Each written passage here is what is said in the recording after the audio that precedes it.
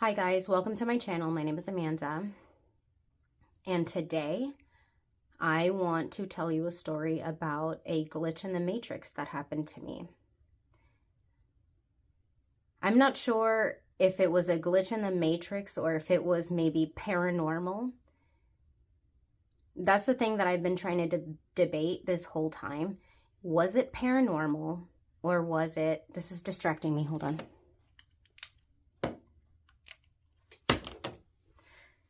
Was it paranormal or was it a glitch in the matrix? And this story happened to me in 1995. And I know that because of where we lived at the time. So this was way before the term glitch in the matrix was even coined. We lived, okay, so my parents were divorced by then. So where my mom and my uncle, I just realized that I whistle sometimes when I say so. I'm going to try not to do that. Oh my God, gross. Ew. My mom, my uncle, and my grandmother and my uncle's girlfriend at the time lived in a duplex in Queens somewhere. I don't know exactly where it was. So it was pretty small. It was the four of us. So it was my uncle's girlfriend, I'm not going to say her name, and my baby cousin. He was like 18 months old at the time, and I was like 7 years old. So them two were in their own bedroom. They were in their own bedroom. My uncle was not home at the time. My grandma was at home and she was in the kitchen, but I'm already going too far forward into the story. The story starts at Radio Shack. Okay, it doesn't start at Radio Shack, but we were out enjoying the day. It was like in the summer, so I don't even think I was 7 yet. I was like probably 6.5 or whatever. So it was in the summer. My mom was like taking us around town, like just on foot, because in New York, we used to just walk around places, and not everybody has a car in New York. So you go to walkable areas of the city to like purchase goods and all of that stuff. We were walking around buying stuff. My mom had like 2 to 3 jobs at that time, like part-time jobs. At one point, she worked at a chicken joint called Kookaroo's. And she will tell you the story until you're blue in the face, but she met Leonardo DiCaprio one time. Okay, cool. I'm not going to say it. Anyway, cool. You met Leonardo DiCaprio one time. Great. Anyway, I'm off topic already. We go to Radio Shack to pick up a cassette tape. You heard me. I'm so sorry. We went to pick up a cassette tape. I think it was Whitney Houston, Toni Braxton, or Mariah Carey. It was one of those three. I know for sure it was one of those three. I'm not very sure. I'm almost sure it was Mariah Carey, but anyway. So cut to later in that evening. We get home from, my mom's little mini shopping spree. She didn't ever really get to have like breaks and stuff because she worked so many jobs. So it was like a rare occasion that she actually got to like enjoy some time on her own. Well, spending money and stuff. Not on us, but it's fine. We came home with the cassette tape. We go in the room, we put it in, and we're dancing and jamming. We're kicking it. It was a great time. My mom was being like surprisingly nice to me that day. So I was milking it, I was not gonna upset her. And I was just really trying to like be on her good side because she was never nice to me, and she was being nice to me that day because she was in a good mood. Anyway, she's getting ready for a job. I think she had to be at this job at like 7 or 8 p.m. So the sun's going down. My mom's in her bathroom getting ready to go to work while I'm still jamming in the room to the cassette tape. Right before my mom leaves, she says, "Don't touch my tape, okay? When I get home, we can listen to it together. Don't touch my tape." And she said it to me like really nicely. And I was really trying to be on her good side, and The second she walked out the door, can you guess what I did? I mean, who can't guess what I did? I went and I took the tape and I put it in because I wanted to listen to it. Of course I did, you know. Look, I'm doing the... I'm sweating. Superstar. A few minutes after my mom leaves the house and I'm in the room jamming. Here, let me put a little bit of pretext before I say the rest of it. After my mom walked out of the front door, my grandmother was in the kitchen humming along to her gospel, like as usual. She always was listening to the radio to her gospel. She was washing dishes, minding her own business, like washing dishes after dinner and stuff and cleaning up. My older brother and younger half sister were in our bedroom. In this duplex, it was kind of strange because we had like an adjoining door, kind of like you have in like a hotel. The door in the middle that kind of separates between like a bathroom and another door, like another room and a bathroom and then another room. So that's how it was. So it was room, bathroom, room. My brother and sister were in this room watching cartoons on TV. And I was in my mom's room where I was not supposed to be. I was not supposed to be in there, and I was not supposed to be listening to the cassette tape. Okay, a few minutes after my mom leaves, I hear the keys back in the door. You know, those crazy rustling sounds when somebody forgot something and they're freaking rushing now because now they're going to be late to work. And as soon as I heard the keys, I'm hitting the thing, I'm sorry. As soon as I heard the keys jumbling in the door, I panicked. And I ran to the cassette tape and I pushed the fucking button and I ripped the tape out of the thingy. And people my age and older than me can guess what happened next. I pulled the tape out so fast. Like usually those little tapes were like pretty like pliable, but if you bend them, like they're not going to work again unless you use a little pencil or your finger to, you know, roll it back in there. You have to use like the end of a pencil to like put the tape back in the thing. Younger people are cringing so hard listening to this. Nobody's younger listening to this right now. I doubt it. Anyway, it ripped. It completely ripped. It didn't pull super tight. It ripped somehow. Anyway, come to find out, my mom left whatever it was that she was rushing back into the house for. She left it somewhere in the kitchen or something, so she didn't even come into the room at all. Had I not panicked, that tape would have stayed intact, and I would not have been in trouble. So she left back out of the house, and I'm standing there holding a cassette corpse in my hands, and I'm like, oh no. Like I can't even tell you. If you listen to my last two stories, you probably can get an idea of the type of volatile woman that my mom was and is, I'm sure, still, to whomever has to deal with her. I was terrified. I was terrified. Not only was she super nice to me that day, but she bought the cassette tape hours ago. Only got to listen to it one time. Didn't even get to listen to all of the songs before she had to go to work. And I broke her cassette tape. I was shitting bricks. I can't even tell you. I was terrified. I took the cassette tape after I ripped it and after my mom left again, back out the door. She didn't even come in the room, like I said. I took the cassette tape and my heart was pounding. And you know the little kid thing where you take like a little trash bag, you take a trash can? There's trash inside, so you just try to shove it underneath. That's what I tried to do. That's what I did do. It wasn't, the trash can wasn't even as big as this one. It was one of those little tiny ones that you put, you know. and I'm 6.5 or going on 7. I take the cassette tape, I shove it at the bottom of the trash bag. I turn everything off in the room. I go in my own room. My brother and sister are, are none the wiser. My grandma is none the wiser.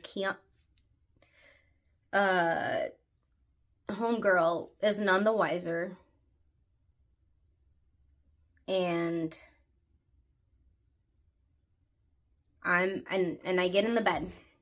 I get in my bed and I lay there for like 3 hours, 3 or 4 hours, because it was a part-time job.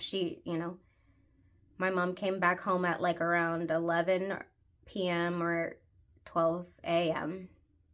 And I'm just in my bed, just like, oh my God, I'm in so much trouble. I'm in so much fucking trouble right now. She's gonna bust this door down. She's gonna walk in, realize that her tape is missing. She's gonna bust the door down, turn the lights on, and just start wailing on me. Or yelling at me and then wailing on me. What happened next, I still can't freaking explain. My mom comes home from her work, and I can hear her through the double door. I can hear her, because there's a door, and I can hear her enter through her room on the other side. And I'm like, oh, I was shitting bricks, dude. I was so fucking scared. I was freaking scared, sorry. And after a minute or two, you guys, I heard music start to play. I heard music playing. And it was the freaking cassette tape that I just destroyed and threw at the bottom of the trash bin.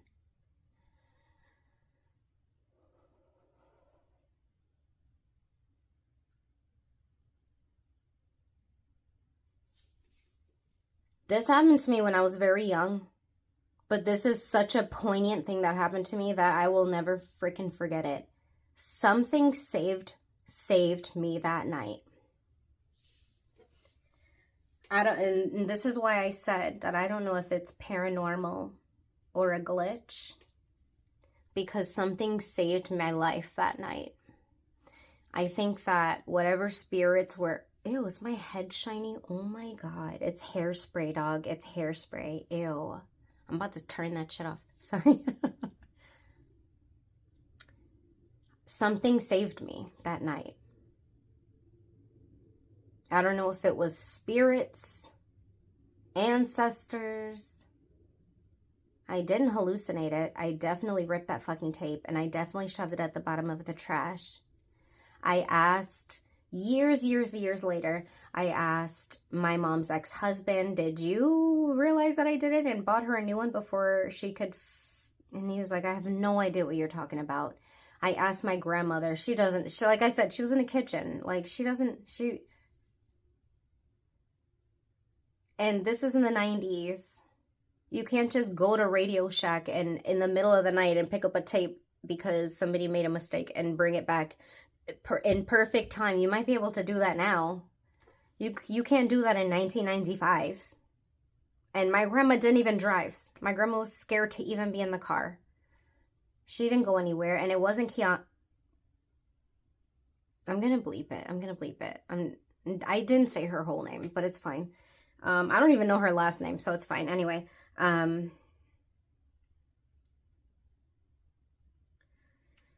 it wasn't my brother and my sister. They were minding their own business. My sister was like 3.5 at the time. Come on. Nobody knew. So when I heard that music play and I heard my mom joyously dancing and singing along, oh my God, I was so relieved and I was very confused. But at that point, I was so exhausted from laying in bed and staying up for hours waiting for her to come home that I just immediately went to sleep. But it's something that I've never stopped thinking about. And if there are any people in the comments or anybody that listens to the story that can give me like an input or like even an idea of what happened. All right, stop it. Sorry. Or even an idea of what happened to me that night, I would love to know your theories. All I know is that something protected me that night from getting whooped. Like probably really, really badly. Really, really, really badly. I'm not kidding. I wish I was.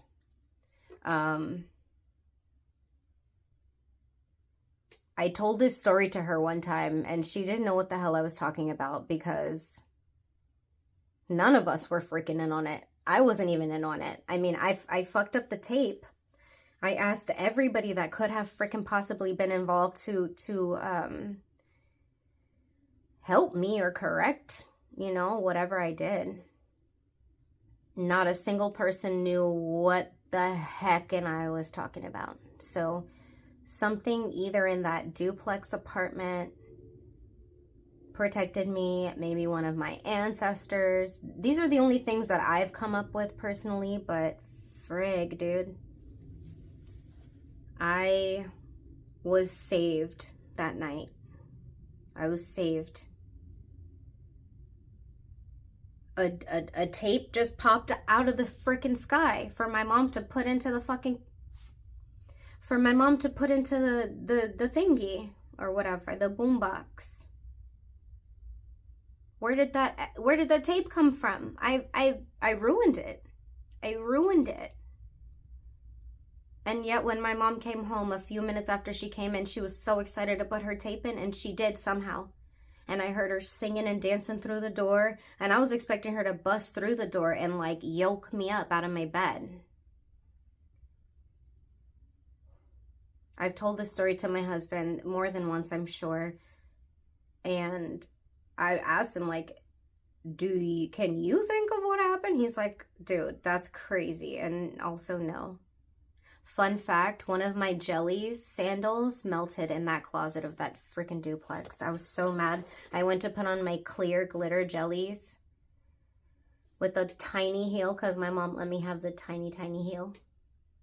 And I went to put them on and the strap broke in my hand because it was too hot.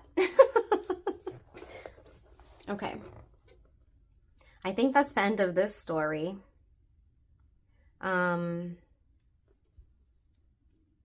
Yeah. I also remember at that duplex, I would try to dig to China. You remember in the 90s when movies made you think that you could dig to China? So I would sit at the bottom of the stoop of the stairs, and I would go to like the first tree right there, and I would sit on my butt, and for hours I would just shovel with a little hand shovel. Or like little things I could find to scoop stuff. I was like, I'm gonna dig to China. Watch, you're gonna see me.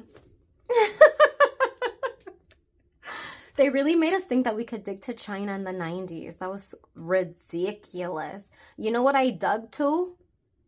A freaking thing that was plumbing.